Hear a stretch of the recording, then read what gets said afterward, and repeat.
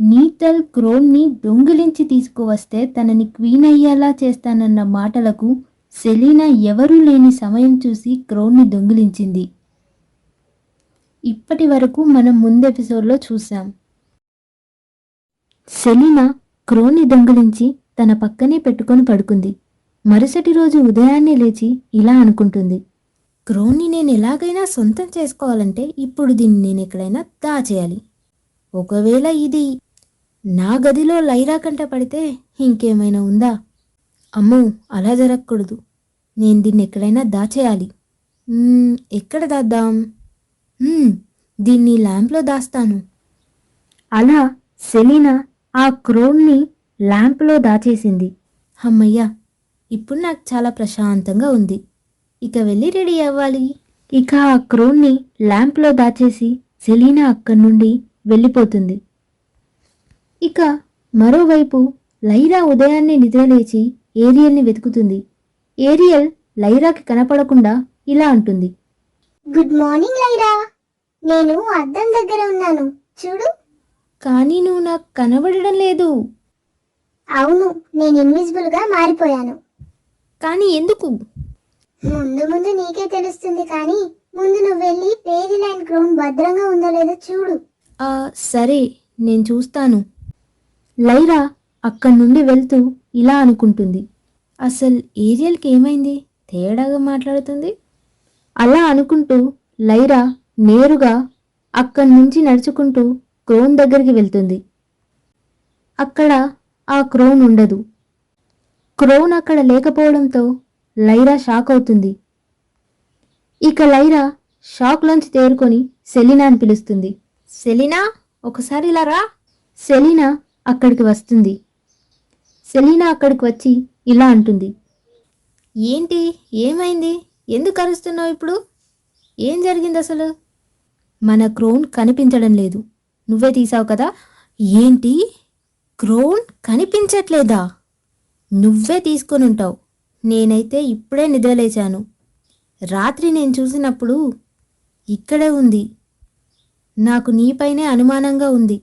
ఓహో, నువ్వే తీసింది కాక నన్నే అనుమానిస్తున్నావా? ఏం నటిస్తున్నావో? నటించాల్సిన అవసరం నాకేంటి? నేను నిజమే చెప్తున్నాను. నాకైతే నీపైనే అనుమానంగా ఉంది. అవునా?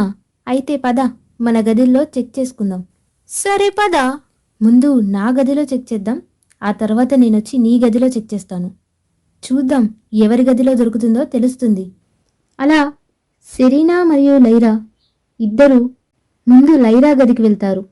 సెలీనా లైరాకి అనుమానం రాకూడదని తన గది మొత్తం వెతుకుతున్నట్టు నటిస్తుంది.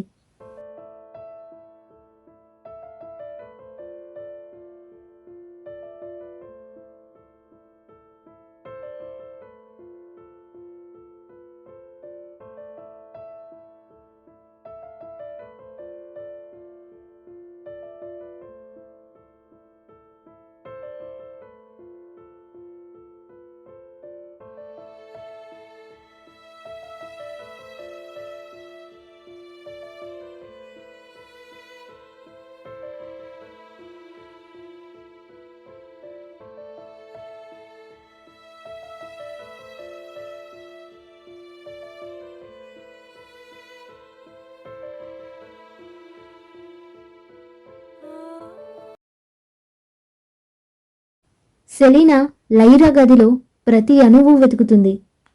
కానీ ఆమెకక్కడ ఏమీ దొరకలేదు. ఇక ఎంత వెతికినా ఆ క్రోన్ లైరా గదిలో దొరకకపోవడంతో లైరా మరియు సెలీనా ఇద్దరూ కలిసి సెలీనా గదిలోకి వెళ్తారు. ఇక అప్పుడే ఇన్విజిబుల్గా ఉన్న ఏరియల్ మళ్ళీ మామూలుగా మారుతుంది. మామూలుగా మారి ఇలా అంటుంది, ఆ క్రోన్ సెలీనా ఎక్కడ పెట్టి ఉంటుందో. లైరా అయితే చాలా టెన్షన్ పడుతుంది. ఆ క్రోన్ త్వరగా దొరికితే బాగున్ను. ఇక సెలీనా మరియు లైరా ఇద్దరూ కలిసి సెలీనా గదిలోకి వస్తారు. ఇక లైరా వెతకడం మొదలు పెడుతుంది. లైరా సెలీనా గదిలో వెతుకుతుంటే సెలీనా ఏదో ఒకటి మాట్లాడుతూ తనని డిస్టర్బ్ చేస్తూ ఉంటుంది. సెలీనా తన గదిలో లైరాని సరిగ్గా వెతకనివ్వదు. సెలీనా లైరాతో ఇలా అంటుంది, నువ్వెంత వెతికినా వేస్ట్. ఆ క్రోన్ అసలు నా గదిలో ఎందుకుంటుంది? ఆ క్రోన్ని దొంగిలించిందేమో నువ్వు. మళ్ళీ నువ్వు వచ్చి నా గదిలో వెతుకుతున్నావు. అసలు అది ఇక్కడ ఉండదు.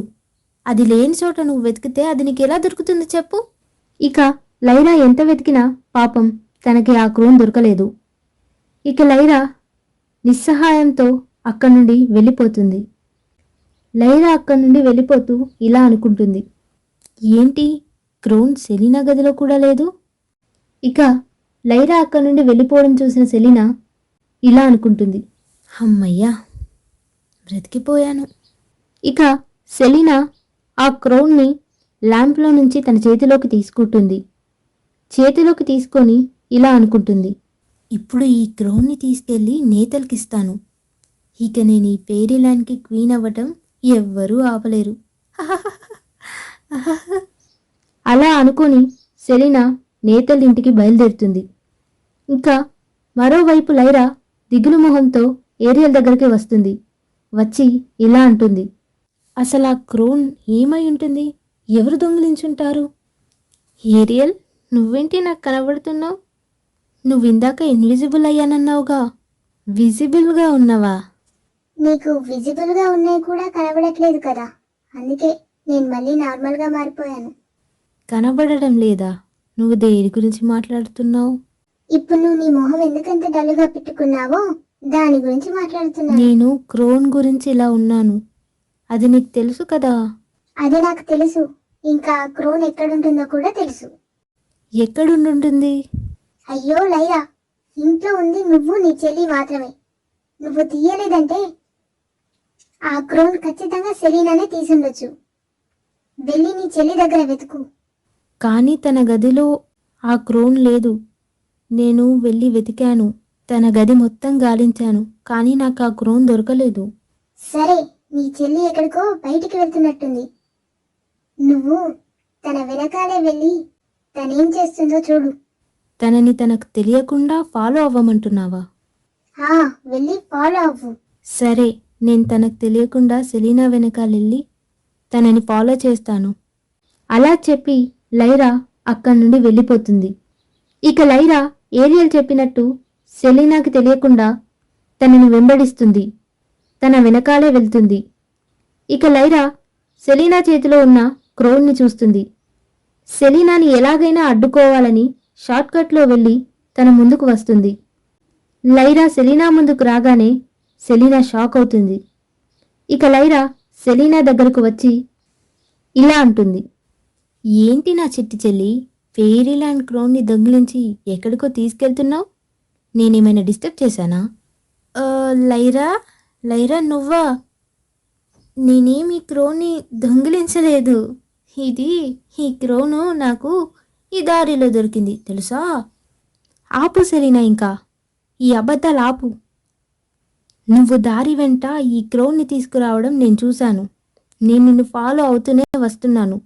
నువ్వు క్రోన్ని దొంగిలించి నా గదిలో వెతికావు చూడు, మళ్ళీ నా పైన దొంగతనం నింద వేశావు. ఛీ, క్రోన్ కోసం నువ్వు ఇలా పడిపోతావు అనుకోలేదు. లైరా, నా మాట ఒకసారి విను. ఇంకేం వినాలి నేను? ఇంకేం చెప్తావు నువ్వు? ఆ క్రోన్ని నాకు ఇవ్వు. ఇక లైరా క్రోన్ని తీసుకోగానే సెలీనా ఏడుస్తూ అక్కడి నుండి వెళ్ళిపోతుంది. లైరా కూడా క్రోన్ని తీసుకొని ఫెయిరీల్యాండ్ చేరుకుంటుంది. లైరా ఆ క్రోన్ని మళ్ళీ దాని స్థానంలో పెట్టేస్తుంది.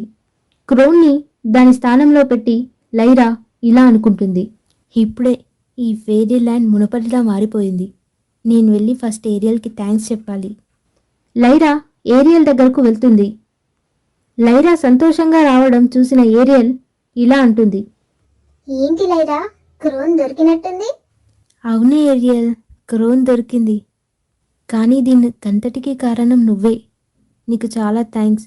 నువ్వు క్రోన్ని మాత్రమే కాపాడలేదు, ఫెయిరీల్యాండ్ గౌరవాన్ని కూడా కాపాడావు.